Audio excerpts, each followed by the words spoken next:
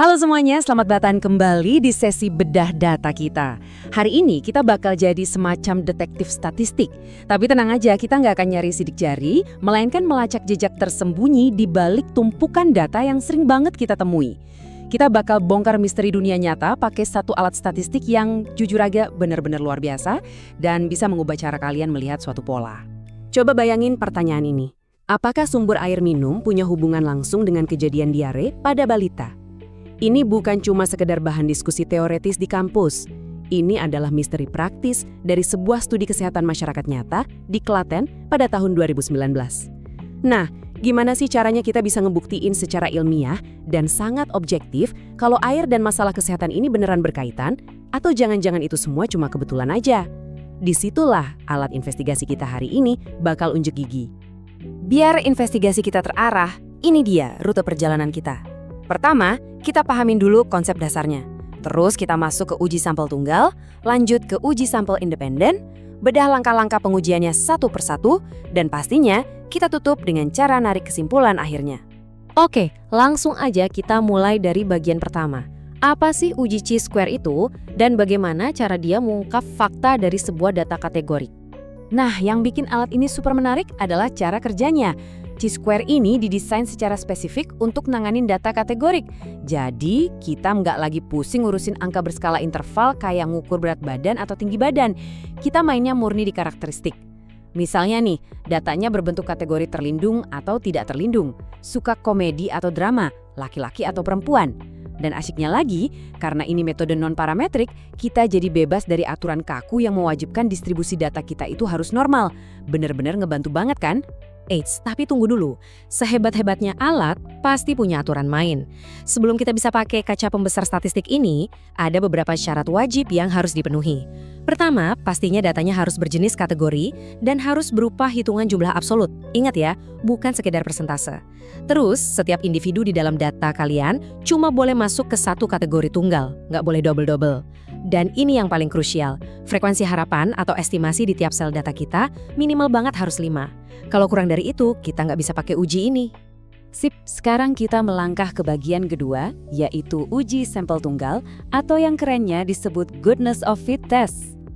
Setiap kali kita mau mecahin misteri, kita harus nyiapin dua skenario yang saling berhadapan. Di satu kubu, kita punya hipotesis nol, yaitu pandangan wajar yang bilang, nggak ada anomali kok, semuanya persis kayak yang kita harapin.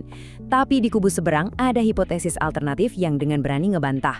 Tunggu sebentar, realita di lapangan ini beda banget loh sama prediksi awal kita. Biar lebih kebayang, mari kita telaah kasus rumah sakit yang satu ini.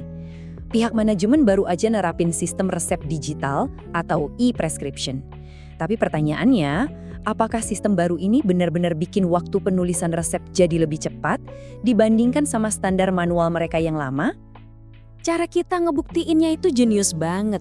Bayangin, dari 150 sampel resep yang kita cek, ternyata yang selesai di bawah 2 menit itu melonjak jadi 45 kasus. Padahal prediksi awalnya cuma 30. Secara kasat mata sih, ini kelihatan beda dan menjanjikan ya. Tapi, apakah lonjakan ini signifikan secara statistik atau cuma fluktuasi biasa? Nah, disinilah hitungan Chi-square kita beraksi ngebuktiin kebenarannya. Lanjut ke bagian ketiga, uji sampel independen atau test of independence untuk ngecek ada tidaknya sebuah hubungan. Sekarang, coba posisikan diri kalian di dunia riset pasar konsumen. Ada pertanyaan klasik yang sering banget muncul. Apakah emang benar selera tontonan antara komedi dan drama itu dipengaruhi sama gender pria dan wanita? Atau jangan-jangan preferensi tontonan sama gender itu dua hal yang sepenuhnya berdiri sendiri dan gak ada urusannya satu sama lain. Dari rekap angka di lapangan, jaringannya mulai kebuka nih. Dari total 200 responden, kelompok perempuan yang suka komedi itu nembus angka paling tinggi, sampai 80 orang. Tapi, kita kan investigator. Kita nggak bisa langsung ambil kesimpulan cuma karena angkanya kelihatan gede. Kita butuh alat analisis ini buat menyisir data dan mastiin secara valid kecenderungan ini beneran ada maknanya atau cuma sekedar distribusi angka yang kebetulan aja. Masuk ke bagian keempat, membedah langkah-langkah pengujian. Ini dia metodologi detektif kita hari ini. Gak perlu ngerasa terintimidasi, karena peta jalan ini sebenarnya sangat taktis dan gampang diikuti. Cukup lewatin 6 langkah ini aja. Mulai dari nentuin hipotesis awal, lalu catat temuan nyata hasil observasi, dan hitung proyeksi harapan awalnya. Setelah itu, baru deh kita masuk ke inti perhitungannya. Terakhir, tentuin derajat kebebasan datanya dan sandingkan sama p-value buat narik kesimpulan final. Sesimpel itu. Oke, pas pertama kali lihat deretan simbol ini mungkin agak bikin pusing ya. Tapi percaya deh, logikanya itu sangat elegan. Intinya begini, kalian cuma lagi ngukur jarak antara kenyataan di lapangan dengan apa yang diharapkan. Terus, selisihnya itu dikuadratkan, biar perbedaannya makin tajam, baru dibagi lagi sama angka harapan awal. Semua hasil hitungan itu kemudian kita jumlahkan. Simpel banget kan? Semakin lebar jarak antara realita sama harapan, otomatis semakin bengkak juga nilai akhirnya.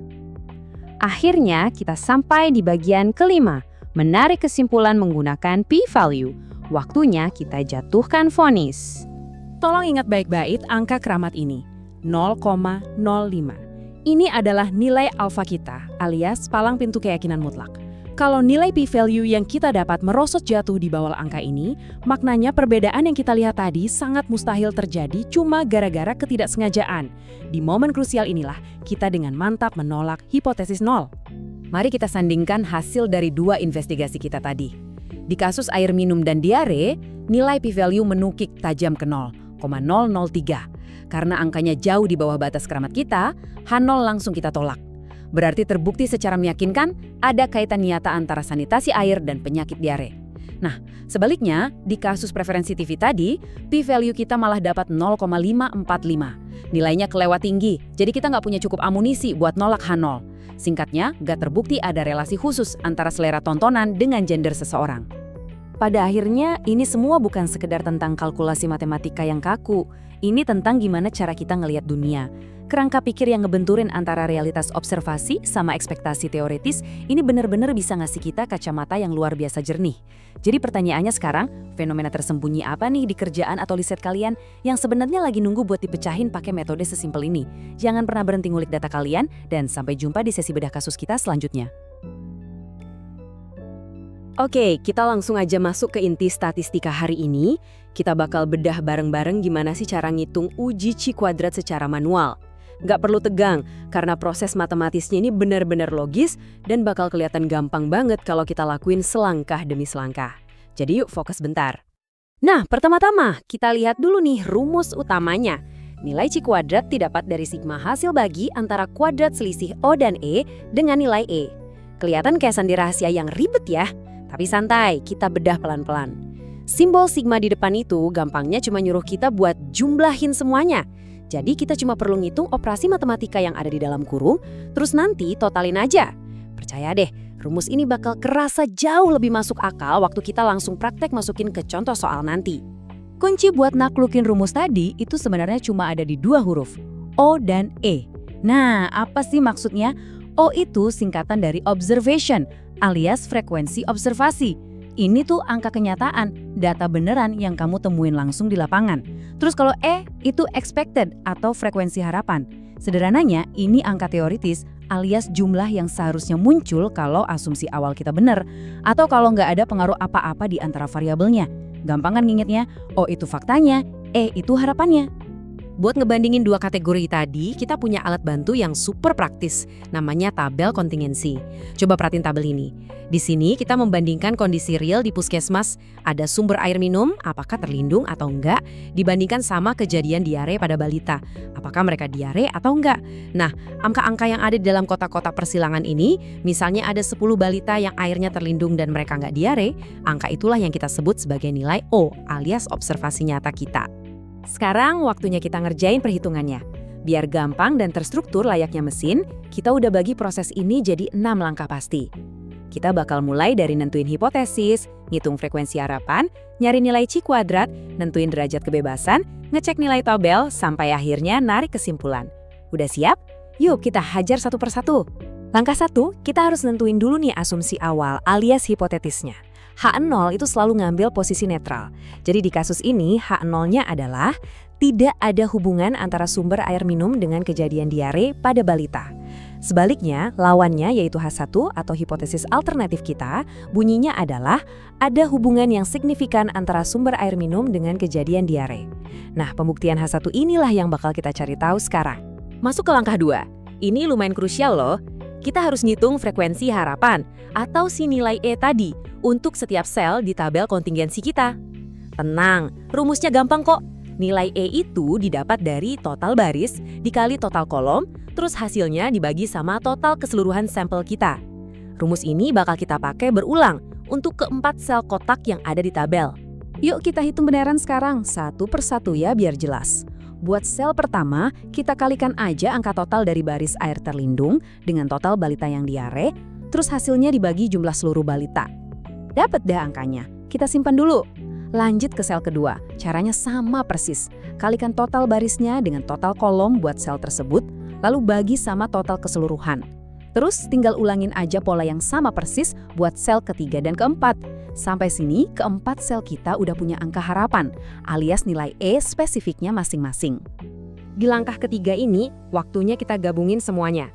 Kita ambil angka observasi atau O dari tabel yang real awal tadi, terus sandingin sama angka harapan atau E yang barusan banget kita hitung tiap selnya. Tinggal masukin deh ke rumus utama Chi kuadrat. Caranya gini, ambil angka observasi sel pertama, kurangi sama angka harapannya, hasil pengurangannya kamu kuadratin, terus bagi lagi dengan angka harapan di sel itu. Lakuin proses hitung yang sama persis secara individual buat sel kedua, ketiga, dan keempat. Kalau keempat nilainya udah didapat, tinggal kita jumlahin semuanya jadi satu angka. Dan jeng-jeng, setelah kita jumlahin semua hasil hitungan dari keempat sel tadi, kita akhirnya dapat nih satu angka final. Ini dia nilai Chi kuadrat hitung kita, 8,889. Catat dan ingat-ingat terus ya angka ini, karena ini tuh murni hasil jeripaya perhitungan matematis kita sejauh ini. Oke, lanjut ke langkah 4. Kita butuh semacam kompas nih buat ngebaca hasil hitungan tadi. Namanya derajat kebebasan atau sering disingkat DF dari Degrees of Freedom. Rumusnya super simple dan bergantung banget sama ukuran dimensi tabel kita. Cuma jumlah baris dikurangi 1, lalu dikali sama jumlah kolom yang juga dikurangi 1. Udah gitu aja. Nah, tabel kontingensi yang kita pakai dari awal tadi kan, ukurannya 2 baris dan 2 kolom ya. Berarti hitungannya cuma 2 dikurangin 1 dikali 2 dikurangin 1. Hasilnya, yap, 1. Nilai derajat kebebasan kita adalah 1. Sangat mutlak dan gampang banget dicari. Sekarang kita masuk ke langkah 5. Kita harus nentuin taraf signifikansi alias batas toleransi kesalahan kita. Di dunia penelitian, standar yang paling sering dipakai itu alfa 5% atau 0,05. Ini artinya kita ngasih ruang toleransi error sebesar 5%. Nah, dengan berbekal alfa 0,05 dan derajat kebebasan sama dengan 1 tadi, kita bakal meluncur ke tabel distribusi Chi kuadrat standar buat nyari nilai batas kritisnya. Kalau kita buka tabel distribusi statistik, terus narik garis lurus dari DF1 dan alfa 0,05, kita bakal ketemu angka ini nih, 3,841. Jangan salah, ini bukan sekedar deretan angka biasa, ini ibarat penjaga gerbangnya. Ini adalah nilai Chi kuadrat tabel resmi kita. Langkah ke-6, ini dia momen penentuannya. Di satu sisi, kita punya jagoan penantang kita, yaitu nilai Chi kuadrat yang udah susah payah kita hitung manual tadi, 8.889. Di sisi lain, kita punya standar mutlak dari tabel statistik sebagai acuan, 3.841. Gimana? Udah kelihatan banget kan dominasi bedanya? Dari perbandingan barusan, keputusannya udah bulat dan tegas. Karena nilai Chi kuadrat hitung kita yang 8.889 itu ternyata jauh lebih besar dibanding nilai tabel yang cuma 3.841, maka aturannya cuma 1, tolak H0. Ini berarti hipotesis alternatif alias H1 kita diterima mutlak. Data di lapangan benar-benar ngebuktiin kalau memang ada hubungan yang signifikan secara statistik antara terlindung tidaknya sumber air minum dengan angka kejadian diare pada balita. Keren banget kan? Setelah kita tahu cara hitungnya, sekarang kita lihat penerapannya. Pernah nggak sih Anda ngelihat sekumpulan data dan pikir, ini beneran ada artinya nggak ya? Atau jangan-jangan cuma kebetulan doang? Nah, kalau iya, Anda ada di tempat yang pas banget. Di eksplorasi kali ini, kita bakal ngubah angka-angka statistik yang kadang bikin pusing jadi sebuah fakta yang jelas dan bisa langsung kita pahami. Kita bakal main detektif-detektifan sama data, pakai salah satu alat paling populer di dunia penelitian, uji Chi-square. Coba deh bayangin Anda itu seorang detektif. Anda nemu banyak petunjuk, tapi petunjuk aja kan nggak cukup buat bikin vonis di pengadilan ya kan? Anda harus bisa ngebuktiin kalau bukti itu emang beneran mengarah ke sebuah fakta, bukan cuma sekedar kebetulan acak yang terjadi begitu aja. Nah, di dunia statistik, ini dia tantangan terbesarnya, gimana caranya kita misahin bukti yang nyata dari sekedar probabilitas acak. Makanya, kita butuh senjata utama kita hari ini, uji chi-square, atau yang sering juga disebut chi-kuadrat. Alat ini tuh spesial banget karena dia emang dirancang khusus buat data non-parametrik yang sifatnya kategorik. Jadi, kita di sini nggak lagi ngomongin angka-angka rasio atau ngukur presisi suhu gitu ya, tapi kita ngomongin data kelompok, kayak jenis kelamin, tingkat pendidikan, atau misalnya kategori pekerjaan. Oke, biar lebih gampang, ini dia peta investigasi kita hari ini. Kita bakal mulai dari kenalan sama uji chi-square, ngebahas syarat dan batasannya, mahamin konsep derajat kebebasan, nyoba langkah perhitungannya, dan ditutup dengan gimana sih cara ngebaca output di SPSS. Yuk, langsung kita mulai aja.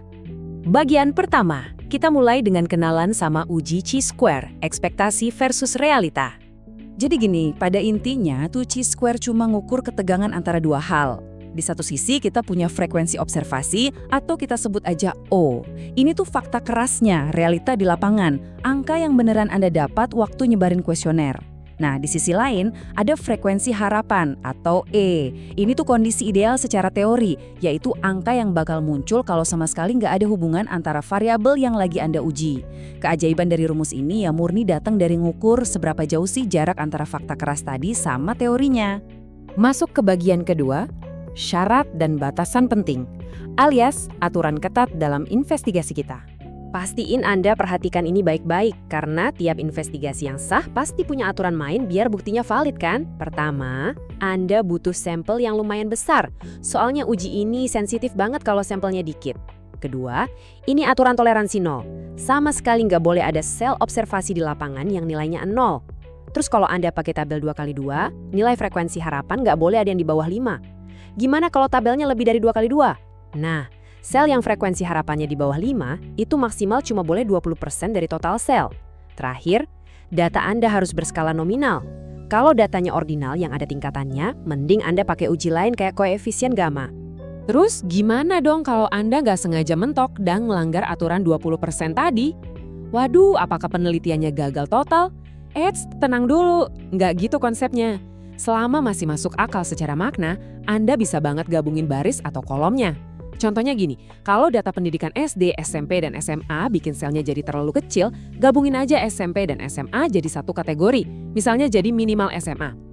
Ini tuh trik detektif yang cerdas banget buat ngebuang nilai di bawah 5 dan nyelamatin data observasi Anda. Bagian ketiga, memahami konsep derajat kebebasan lewat metafora pilihan bebas. Nah, ini dia nih, konsep yang sering banget bikin orang pusing, derajat kebebasan. Sederhananya gini aja, ini tuh tentang seberapa banyak sih informasi bebas yang bisa Anda ubah-ubah angkanya, sebelum hasil akhir itu ngunci sisa nilainya secara otomatis. Anggap aja ini jatah kebebasan memilih Anda dalam sebuah perhitungan matematis. Biar gampang ngebayanginnya, coba deh Anda ngocok dadu 6 sisi sebanyak 300 kali. Totalnya udah pasti kekunci dong di angka 300. Nah, kalau saya kasih tahu hasil lemparan buat sisi angka 1, 2, 3, 4, dan 5, Anda nggak perlu capek-capek nebak hasil lemparan buat sisi angka 6. Anda tinggal kurangin aja total 300 tadi sama jumlah dari 5 sisi yang pertama. Angka ke-6 ini udah nggak bebas lagi, dia udah pasti kekunci secara matematis. Makanya buat dadu 6 sisi, derajat kebebasannya itu cuma 5. Tuh kan, ternyata simple banget. Kita sampai di bagian keempat, langkah perhitungan chi-square. Waktunya kita memproses bukti-buktinya. Oke, yuk kita gulung lengan baju dan lihat contoh kasus benerannya. Katakanlah kita punya data 30 balita di sebuah puskesmas di Juwiring. Penelitinya pengen tahu nih, ada hubungannya nggak sih antara balita yang minum dari sumber air yang nggak terlindung sama kejadian diare? Fakta keras di lapangannya nunjukin 14 balita yang minum dari air nggak terlindung itu kena diare, sementara cuma 2 balita dari air terlindung yang kena. Sekilas emang kelihatan banget ada hubungannya. Tapi ingat, kita kan detektif. Kita harus buktiin kalau ini bukan sekedar kebetulan. Ini dia proses forensik tahap demi tahapnya. Pertama, catat nilai observasi dari data tadi. Kedua, hitung frekuensi harapan buat tiap sel. Caranya kalikan total baris dengan total kolom, terus bagi sama total keseluruhan. Ketiga, Cari selisih antara nilai observasi dan harapan tadi, terus kuadratkan hasilnya. Kenapa harus dikuadratin? Ya biar angka negatifnya nggak saling menghilangkan pas dijumlahin nanti. Terakhir, bagi angka kuadrat itu sama frekuensi harapan aslinya biar standarnya sama, terus jumlahin semuanya.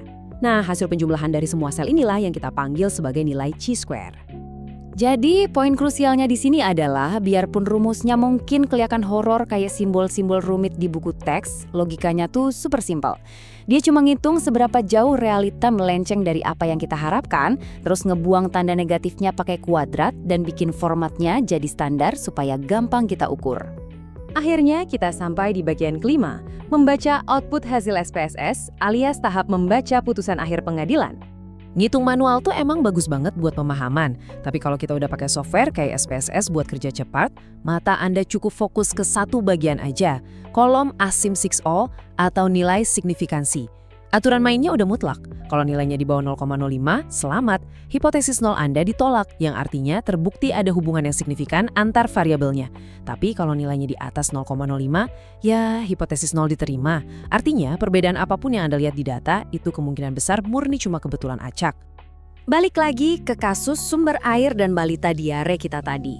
Setelah datanya dimasukin ke sistem, jeng-jeng, output signifikansinya keluar di angka 0,003. Kasus ditutup? Coba perhatiin, karena angka 0,003 itu jauh banget di bawah batas kritis 0,05, kita sukses besar menolak hipotesis nol. Ini bukti telak kalau hubungan itu bukanlah hasil probabilitas acak semata. Ini kebenaran ilmiah teman-teman, semakin nggak terlindung sumber air yang dikonsumsi, semakin tinggi juga risiko diare pada balita.